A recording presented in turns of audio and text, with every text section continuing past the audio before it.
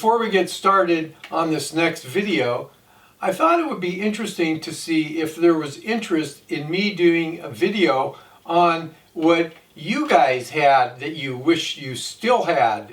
It could have gotten stolen, it could have gotten destroyed somehow or lost in shipping, but it would be that piece of gear, and let's say not more than 2 pieces of audio gear that you wish you still had, that you no longer own and you wished you still owned it. I do have at least 1 piece of gear that I wished I still had that I no longer have, but what I would like to do is have you send in, you could just say DC from Washington DC, or it could be Henry from Paris, or just, you don't have to go into great detail, and list the 2 items. If you have a picture of the items, that would be great. If you don't have a picture, what my goal is to research and find a picture of the item or items that you had, just a general thing, obviously wouldn't be yours,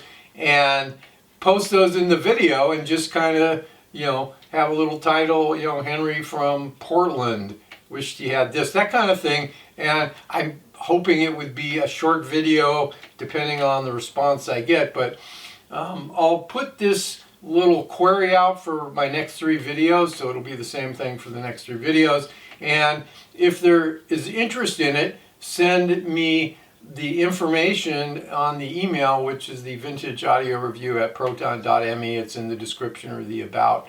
And if you, like I said, if you have pictures of you with your old JBL 100 speakers or whatever to party, I can Photoshop you out if you want. But that kind of thing, and then we'll just have a video showing what kind of things the audience wishes that they had still. And I would say audio gear, I don't mean like your guitar or guitar amp, it's more just stereo kind of gear. But if there was maybe a record, maybe you had one of the Beatles butcher paper albums that you traded to somebody for something, that kind of thing. If you had something like that and you wanted to share it, record album or cassette or reel-to-reel tape, that kind of thing, you could put that in as one of the items as well. So anyway, I hope that this is something you're interested in, and like I said, if there is, just email the information and we'll go from there. A couple of months ago, my good buddy Ian and I were up in Phoenix attending an audio swap meet.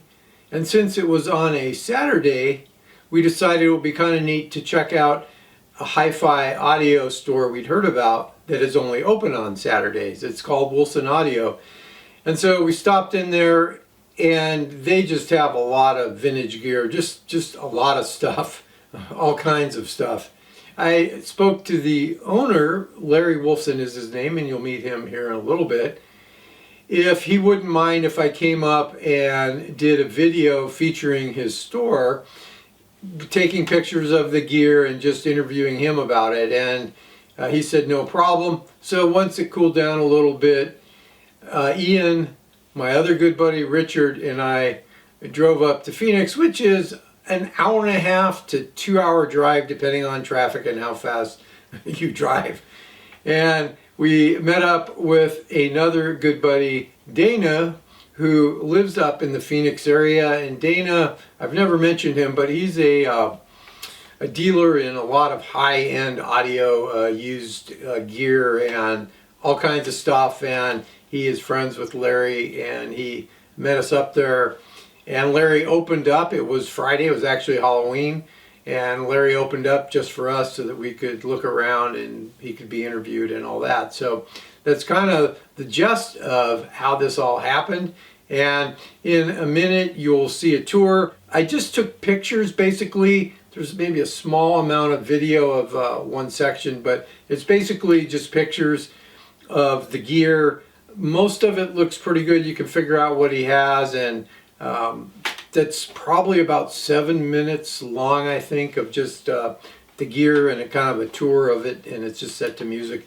And then there will be an interview with Larry. So that's kind of what's going on in this video. So let's get on with some of the neat stuff that Larry has.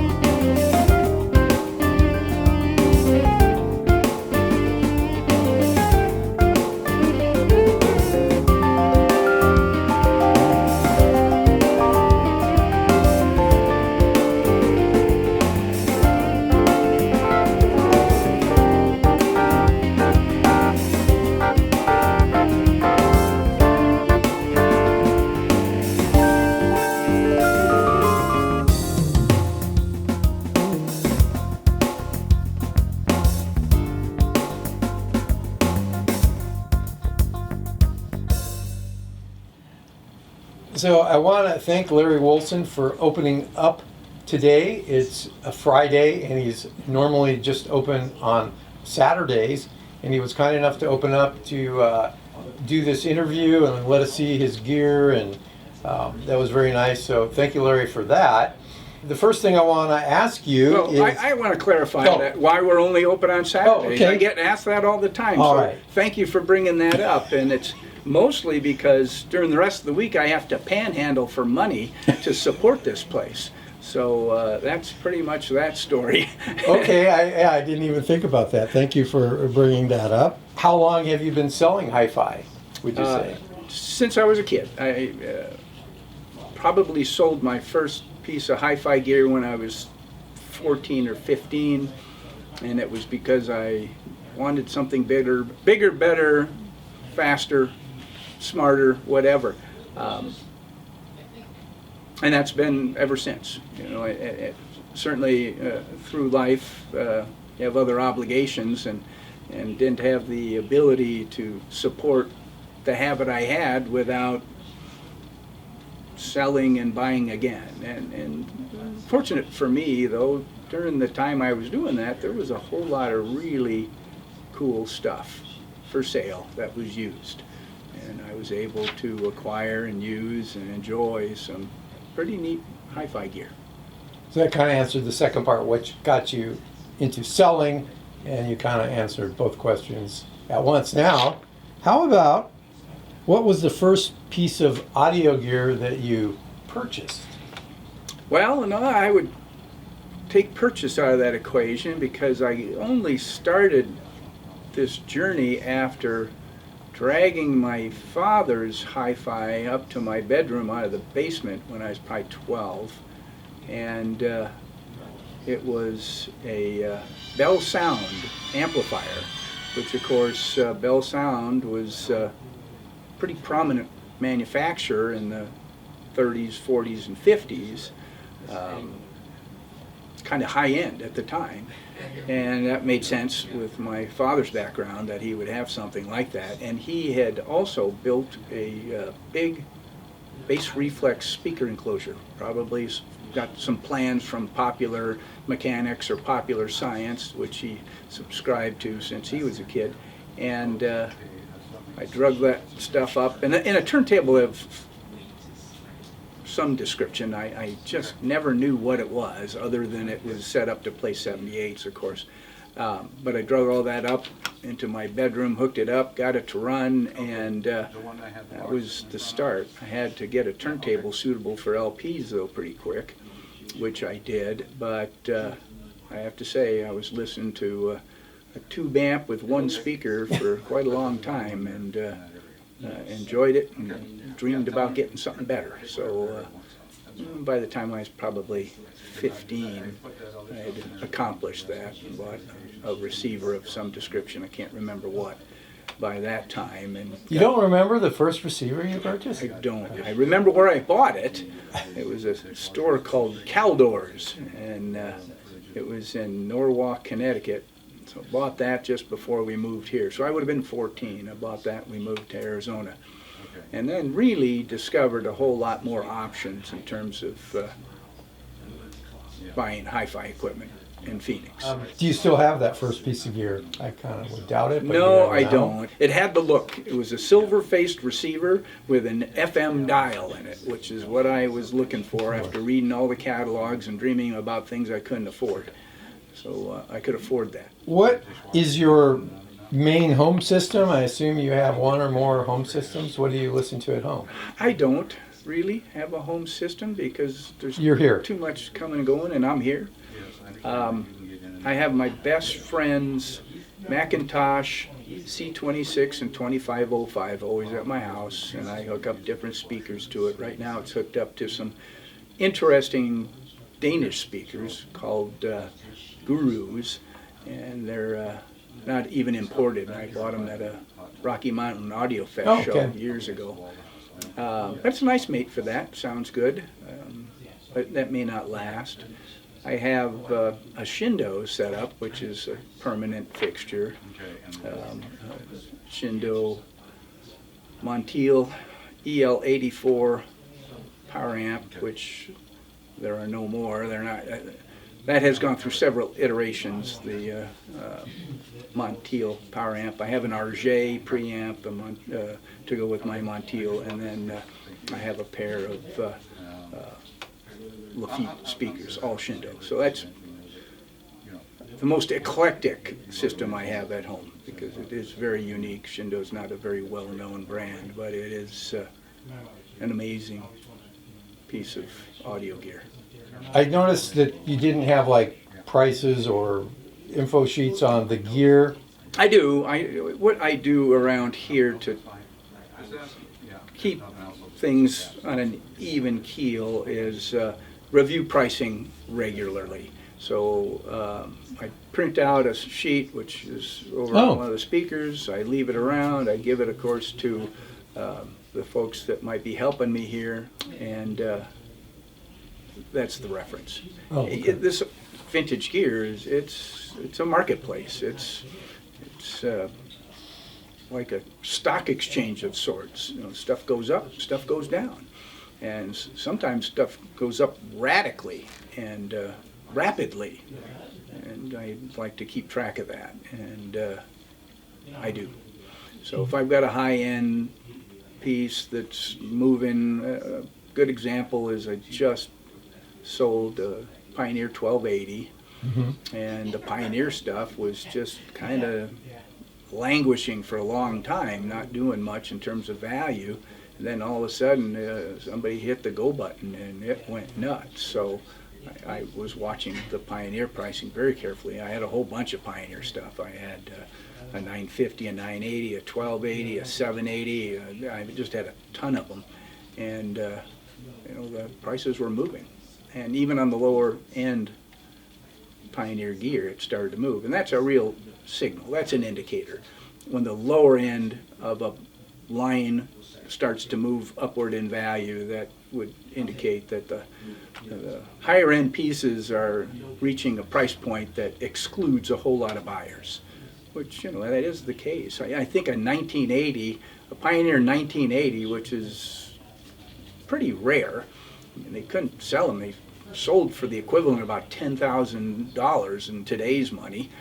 They're selling for $10,000 in today's money. So crazy that it would maintain its real value in a unique way. You know, you buy one brand new, and if you kept it all these years, you'd be adjusted to inflation. So how many times does that happen with a consumable, a consumer electronics item? Yeah, you know, does your refrigerator do that? I don't think so. Do you ship items? No, I do not ship. It's I may have to look at that someday, but it's a precipitous slope. It just, I'm in the transportation business. I've been in the trucking business my whole career, 45 years so far, and I've toured some of the modern sort centers for UPS and FedEx, and it makes me cringe to think that I would put something from my shop in a box and then send it through that sort center. Scares me, because it's all automated. They're throwing things around. The machines are throwing things around. Boxes are falling off conveyors and dropping 3 stories to the floor. I mean, proceed at your own peril is really what it is when you ship something. So from your 14-year-old self to now, you did a lot of wheeling and dealing to get all this stuff. I mean, how did kind of that? Yeah, I guess so. You just say yes a lot. So here we are. Well, and certainly economics of life changed too. I mean, you know, my kids are grown up and moved away. I managed to pay for college educations and that sort of thing, but you know, when you get relief from those kind of obligations, you have a little bit of a flexibility to acquire some more cool stuff, which, you know, I like all the stuff I buy. I typically only buy things that I think are cool, and I'm lucky, I guess. I have all this stuff, and I'm able to continue to cycle more through. What is the most popular piece of gear that you would sell almost as soon as you put it out on the floor? Do you have something like that? That's a great question. That's a moving target. It does change. But typically a mid-priced vintage turntable. Something with a nice wooden plinth, maybe semi-automatic, the Pioneers, like a PL 560, something like that, wouldn't last 2 weeks. That's just very desirable. And by mid-priced, something like that sells for $500 or $600. So somebody's very deliberate when they're buying that. But that typically would move right away. And then we can't keep low-end turntables, vintage value-driven turntables like the Techniques, like a SL23, I think is what I've had a bunch of. And it's a very basic turntable. We can fix them up, put a decent cartridge in them, and sell them for under $200. And yeah, they're gone as soon as they get out as well. So, You don't do turntables. much with repairs, do you? Everything we sell has been serviced. Do I fix it? No. Does Blake Osavar, who helps here, fix it? In some ways, yes. We utilize High-End Repair, which is an audio repair shop here in town. James Koch is the proprietor, and he guides us.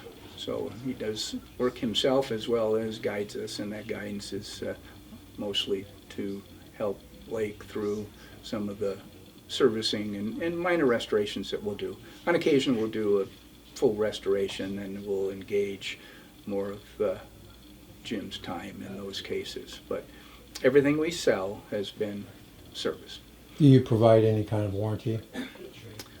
Yes, the Larry is kind warranty. We've never had an issue with an unhappy customer. And I can only think of a couple of times that somebody took something out and it failed within a short period of time. So how long have you actually been in business with a showroom? Maybe not this one, but a similar kind of a showroom. I didn't ask that earlier, but Oh, since 20 years. 20 years? Yeah, since about 2004 is when I fixed up the first showroom. It was a pretty basic showroom, though. It was in a what I call business incubator complex. It has like a garage door and a man door next to each other, so pretty inconspicuous. But that's been our mantra throughout this whole episode, is to be fairly inconspicuous. We want the customers that arrive to be very deliberate. They found us. They've either been referred or they found us on the internet. So when they get here, they're pretty focused and, again, deliberate, as opposed to somebody that might see a sign driving by and wonder, what's that, and come through. We get very little of that, and that's on purpose. Do you have a few customers that say, hey, if this Pioneer SX 1280 comes through the door, call me right away? Do you have certain customers that want certain items? Yeah, we're kind of unique in that way, actually. On my current inventory spreadsheet, there are 974 items.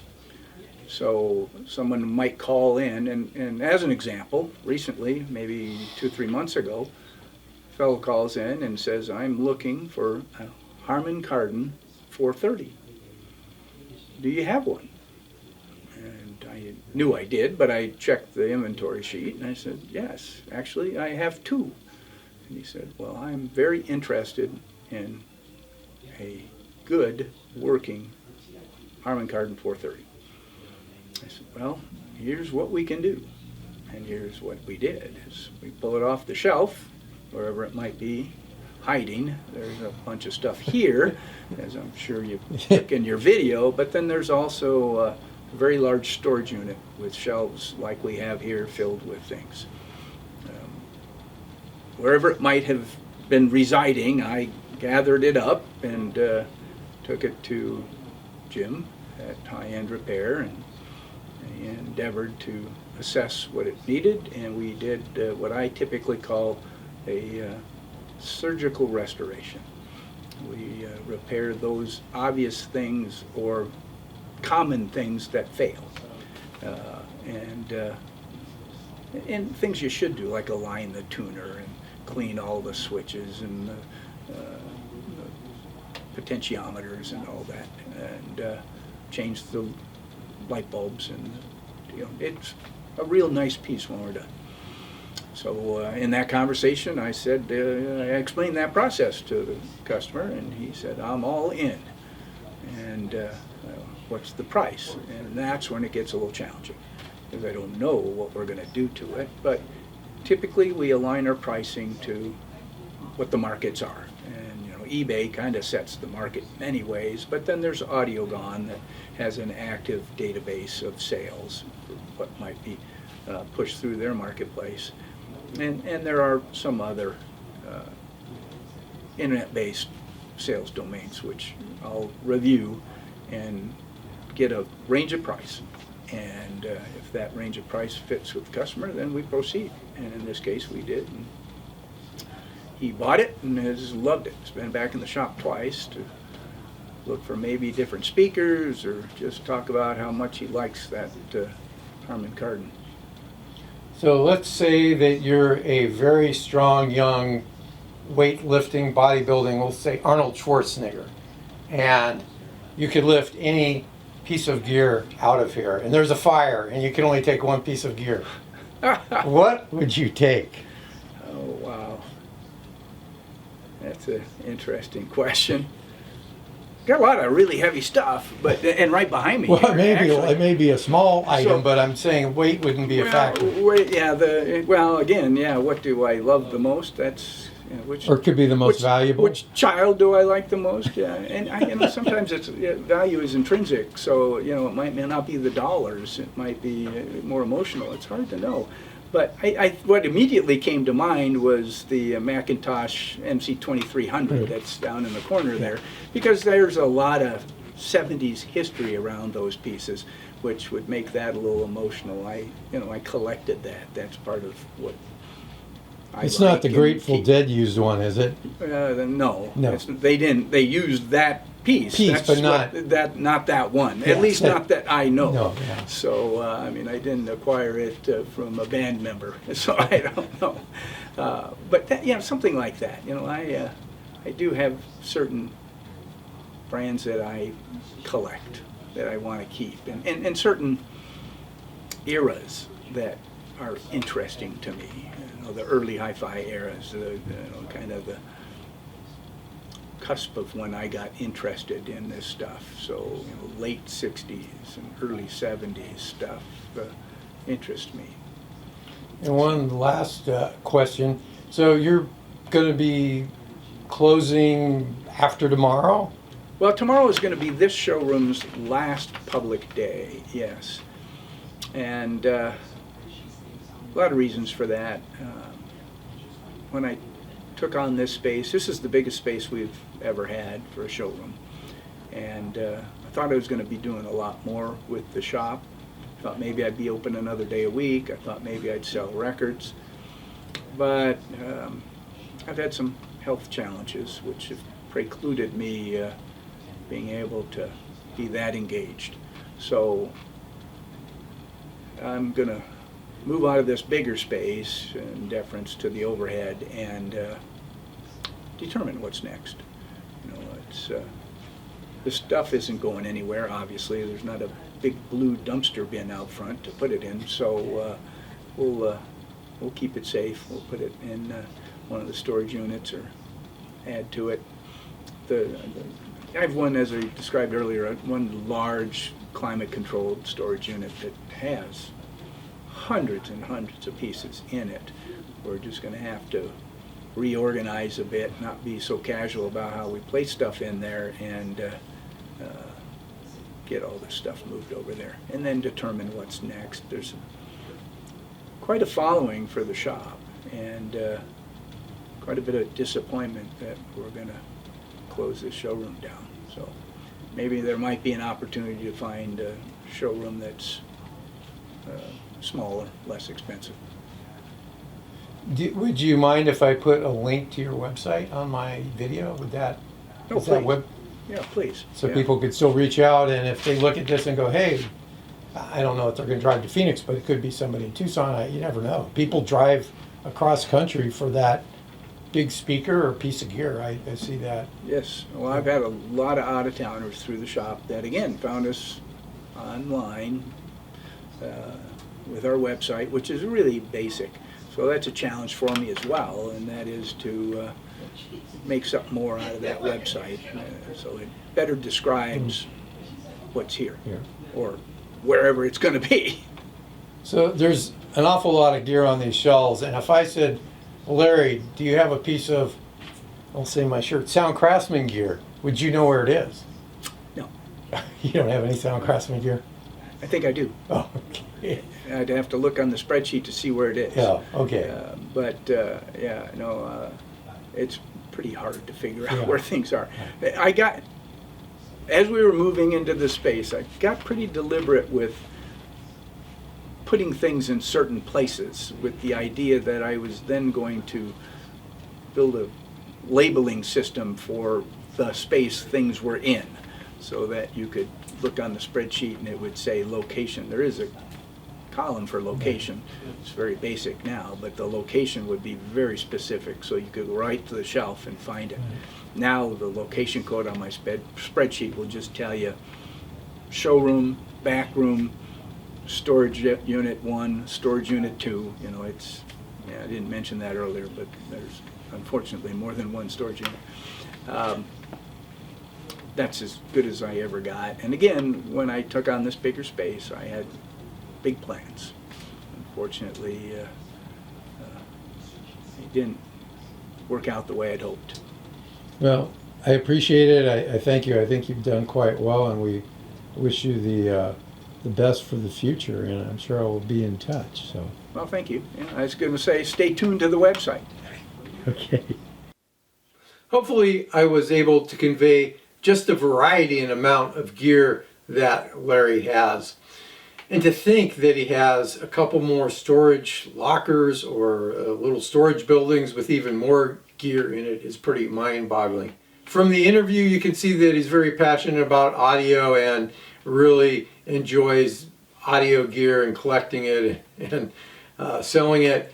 It's too bad that he's going to have to close up, at least from a shop standpoint. I'm going to leave a link to his website, and if there was something that you might be looking for or something that you saw in the video that you might be interested in, you could always reach out to him, although I don't think he's going to do much mailing of gear, if any. So if it's wintertime where you're at and you wanted to go someplace warm like Phoenix, Arizona, it might be worthwhile to do a trip if you could set that up with him.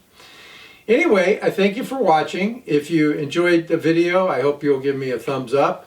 If you haven't subscribed, I hope you will consider doing that.